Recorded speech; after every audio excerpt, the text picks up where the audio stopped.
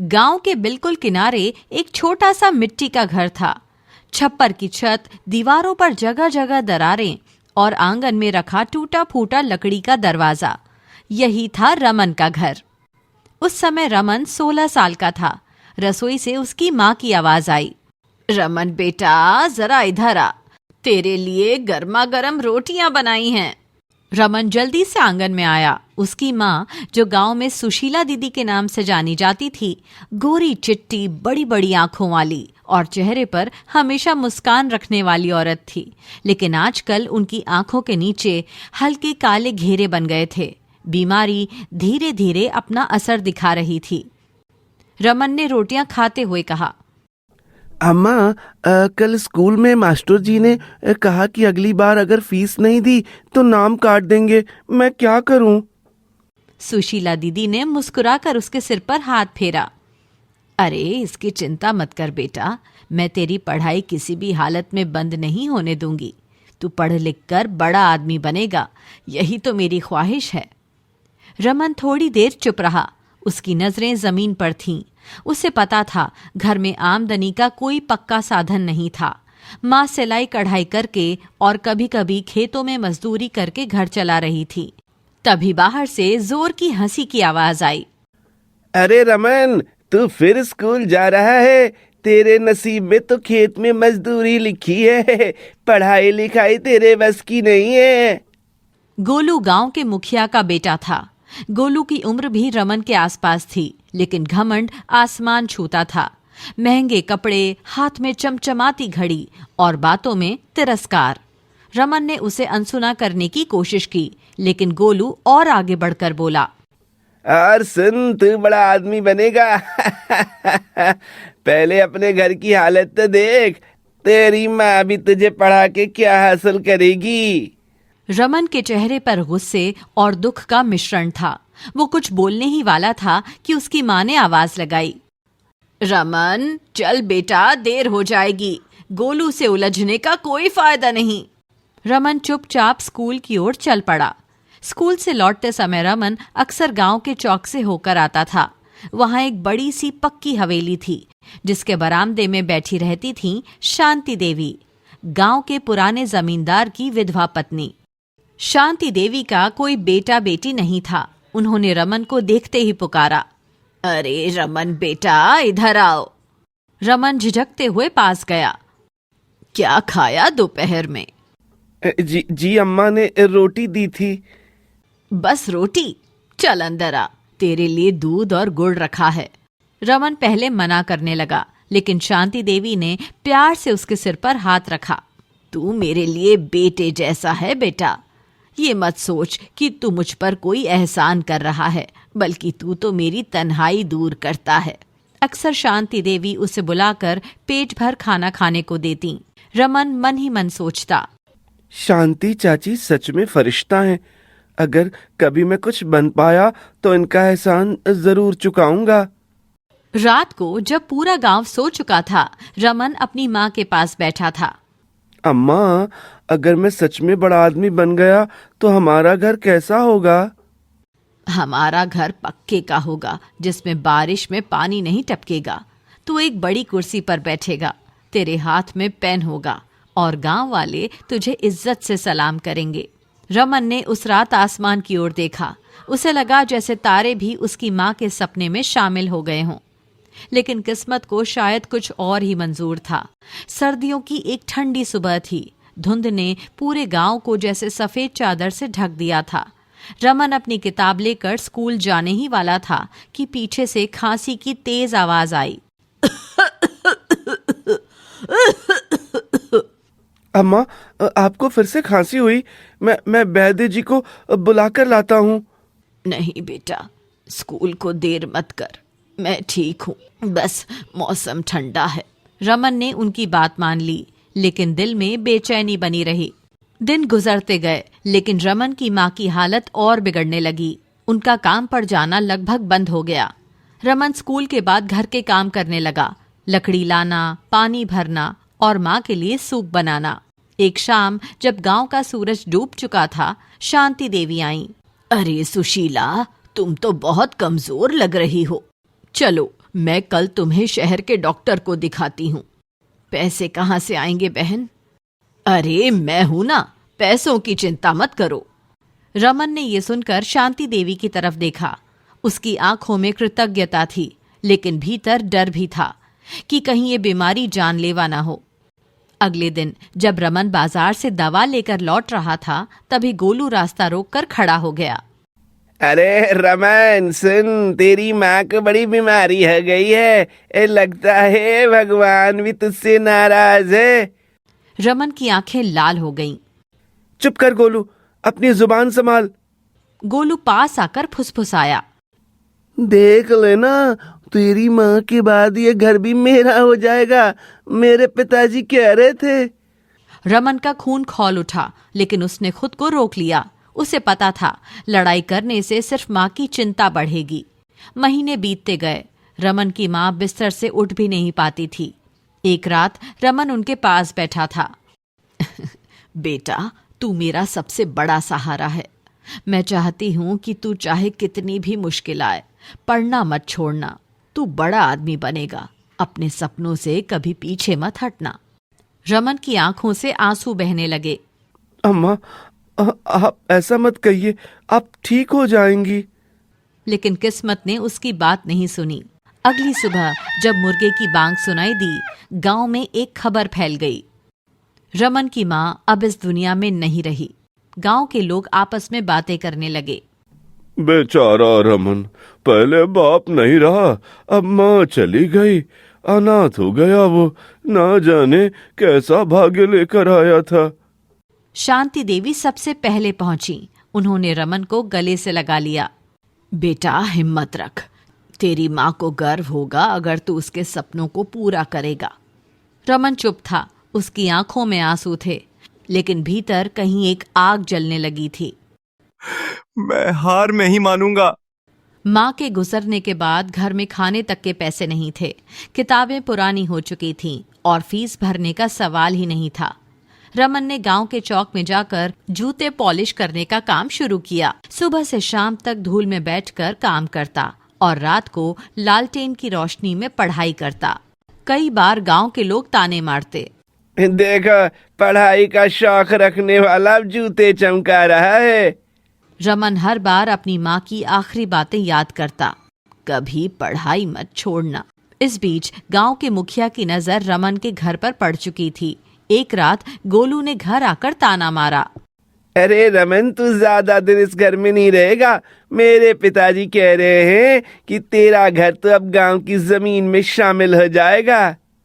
रमन ने उसकी तरफ देखा, लेकिन कुछ बोला नहीं। उसे पता था असली लड़ाई अभी बाकी है। बरसात का मौसम था। आकाश में बादल गरज रहे थे और गांव की गलियों में कीचड़ भर चुका था। रमन सुबह से चौक पर बैठा जूते पॉलिश कर रहा था। तभी दूर से मुखिया जी आते दिखे। उनके पीछे गोलू अपनी छतरी पकड़े अकड़ते हुए चल रहा था। अरे बेटा रमन, देव, तेरी माँ के जाने के बाद ये घर तो खाली पड़ा है और तू खुद बाहर बैठा जूते पॉलिश करता है। क्यों ना इसे किसी ऐसे को दे दिया जाए जिसे इसकी जरूरत हो। रमन ने सिर उठाकर कहा। ये घर मेरे माँ बाप की आखिरी निशानी है। मैं इसे किसी को नहीं दूंगा। गोलू बीच में कूद पड़ा। अरे पिताजी, इसे समझाइए, ये घर अब गांव की जमीन में गिना जाएगा क्योंकि इसके कागज तो हमारे पास है। रमन चौंक गया। कागज आपके पास कैसे आए? मुखिया ने बनावटी गंभीरता के साथ कहा। तेरी माँ ने बीमारी के वक्त मुझसे उधार लिया था और गिरवी के तौर पर घर के कागज दिए थे। अब कर्ज नहीं चुकाया तो घर हमारा हुआ। रमन को याद आया कि उसकी माँ ने कभी इस बारे में नहीं बताया, लेकिन वो जानता था गरीबी में लोग मजबूरी में बहुत कुछ कर लेते हैं। गांव के कई लोग इस बात को जानते थे कि मुखिया चालाकी कर रहा है, लेकिन कोई बोलने की हिम्मत नहीं करता था। चौक पर बैठे बुजुर्ग ने धीरे से बगल वाले से कहा। बेचारे लड़के के पास ना पैसे हैं ना सहारा, मुखिया से कौन उलझे भला। रमन के लिए ये दोहरा झटका था। घर भी छिन गया और माँ की यादों का ठिकाना भी। अगले दिन सुबह सुबह 4-5 लोग मुखिया के कहने पर रमन के घर आ गए। चलो बेटा, अपना सामान मान लो, ये घर अब हमारा है। रमन के पास जितना सामान था वो एक पुराना बस्ता, कुछ कपड़े और माँ की एक तस्वीर। उसने चुपचाप सब कुछ समेटा और घर के दरवाजे पर आखिरी बार हाथ फेरा। दिल में जैसे कोई भारी पत्थर रख दिया गया हो। रमन सीधे शांति देवी के घर पहुंचा। अम्मा जी, अब मैं यहाँ नहीं रह पाऊंगा, मुखिया ने घर ले लिया। शांति देवी ने उसे गले लगाया। बेटा, अगर तू चाहे तो यहीं रह जा, मेरे घर में तेरे लिए हमेशा जगह है। रमन ने सिर झुका लिया। नहीं अम्मा जी, मैं आपका बोझ नहीं बनना चाहता। मैं शहर जाऊंगा, वहां शायद कोई काम और रहने की जगह मिल जाए। शांति देवी की आंखें भर आईं, लेकिन उन्होंने उसका फैसला मान लिया। जाते समय उन्होंने उसके हाथ में कुछ पैसे और खाने का एक छोटा झोला थमा दिया। ये मेरी तरफ से आशीर्वाद है, और बेटा, जहां भी रहना अपनी माँ का सपना मत भूलना। रमन गांव से पैदल निकला। रास्ते में खेत, जंगल और कच्ची सड़कें थीं। शाम होने तक वो पास के कस्बे के बस अड्डे पर पहुंचा, जहां से शहर की बस मिलनी थी। बस में बैठा तो खिड़की से बाहर देखते हुए माँ की बातें याद आने लगीं। तू बड़ा आदमी बनेगा। शहर पहुंचने पर उसे कोई जान पहचान नहीं थी। बस स्टेशन पर रात गुजारी। सुबह एक पुलिस वाले ने पूछताछ की और फिर उसे पास के एक अनाथ आश्रम ले जाया गया। मैनेजर साहब ने रमन से नाम पूछा। बेटा, अब ये तुम्हारा घर है। यहाँ खाना मिलेगा, पढ़ाई होगी, और अगर तुम चाहो तो छोटे मोटे काम भी कर सकते हो। अनाथ आश्रम का जीवन गांव से बिल्कुल अलग था। सुबह 5 बजे सीटी बजती, सब बच्चों को उठना पड़ता। नल के पास लंबी लाइन लगती। ठंडे पानी से हाथ मुंह धोने के बाद सामूहिक प्रार्थना होती। रमन भी बाकियों के साथ कतार में खड़ा हो जाता, लेकिन उसकी आंखों में हमेशा एक अलग चमक रहती। वो हर पल सोचता कि यहाँ का हर दिन उसके भविष्य की सीढ़ी है। आश्रम में पढ़ाई के लिए सरकारी स्कूल में दाखिला मिल गया। सुबह 8 से दोपहर 2 बजे तक स्कूल, फिर आश्रम आकर सफाई, बर्तन धोना या छोटे बच्चों को होमवर्क कराना। शाम को 7 से 10 बजे तक वो लालटेन के नीचे बैठकर पढ़ाई करता। उसके कमरे के साथी अक्सर कहते, रमन, अरे थोड़ी देर आराम कर ले, पढ़ पढ़ के पागल हो जाएगा। रमन मुस्कुरा कर कहता, मेरे पास आराम करने का वक्त नहीं है, मेरा सपना बहुत बड़ा है। पढ़ाई के खर्च के लिए रमन छुट्टियों में छोटे मोटे काम भी करने लगा। अखबार बांटना, स्टेशन पर कुली की मदद करना, चाय की दुकान पर बर्तन धोना। हर काम में उसने ये सीखा कि मेहनत से भाग्य बदलता है, न कि किस्मत के सहारे बैठकर। एक दिन आश्रम में डाक आई, रमन के नाम। लिफाफा खोलते ही शांति देवी का खत था। बेटा, यहाँ गांव में सब ठीक है, लेकिन तेरे बिना सूना सूना लगता है। मुझे पूरा विश्वास है कि तू एक दिन बहुत बड़ा आदमी बनेगा। मैं रोज भगवान से तेरे लिए दुआ करती हूँ।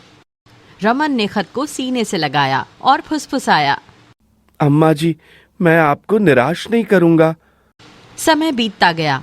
4 साल में रमन ने इंटरमीडिएट की परीक्षा टॉप रैंक से पास की। आश्रम के मैनेजर ने कहा, बेटा, तुम्हारे पास दिमाग है और हौसला भी। तुम्हें सिविल सर्विसेज की तैयारी करनी चाहिए। रमन के लिए ये नया लक्ष्य था, कलेक्टर बनना। अब उसकी दिनचर्या और भी सख्त हो गई। सुबह 4 बजे उठकर पढ़ाई, फिर स्कूल और कॉलेज। दोपहर में पार्ट टाइम काम और रात को फिर पढ़ाई। उसके कमरे में दीवार पर सिर्फ एक लाइन लिखी थी, माँ का सपना, मेरी जिम्मेदारी। कड़ी मेहनत और अनुशासन के बाद आखिरकार वो दिन आ गया। सिविल सर्विसेज के रिजल्ट वाले दिन आश्रम में टीवी पर नाम पढ़ा जा रहा था। अचानक एंकर ने कहा, रैंक 12 रमन कुमार। पूरा आश्रम तालियों से गूंज उठा। मैनेजर साहब ने उसे गले लगाया। बेटा, तूने साबित कर दिया कि हालात चाहे जैसे हों, सपने पूरे हो सकते हैं। रमेश की आंखें नम थीं। उसे सिर्फ माँ का चेहरा याद आ रहा था। कुछ महीनों बाद रमन ने कलेक्टर की वर्दी पहनी। आईने में खुद को देखते हुए उसने फुसफुसाया, अम्मा, आपका बेटा बड़ा आदमी बन गया। बरसों बाद जीप के इंजन की आवाज ने गांव की सुबह की शांति तोड़ दी। गांव के बच्चे दौड़कर देखने लगे। एक चमचमाती सरकारी गाड़ी, आगे लाल बत्ती और पीछे खाकी वर्दी पहने एक अफसर उतर रहा था। कोई पहचान नहीं पाया। जब तक रमन ने मुस्कुराकर टोपी उतारी और कहा, कैसे हो अपने गांव के लोगों? गांव के बुजुर्ग की आंखें चौड़ी हो गईं। अरे ये तो रमन है जो जूते पॉलिश करता था। मुखिया के घर में खबर पहुंची। कलेक्टर साहब खुद आए हैं। गोलू भागता हुआ आया और हांफते हुए बोला, बाबा बाबा वो रमन अब कलेक्टर बन गया है।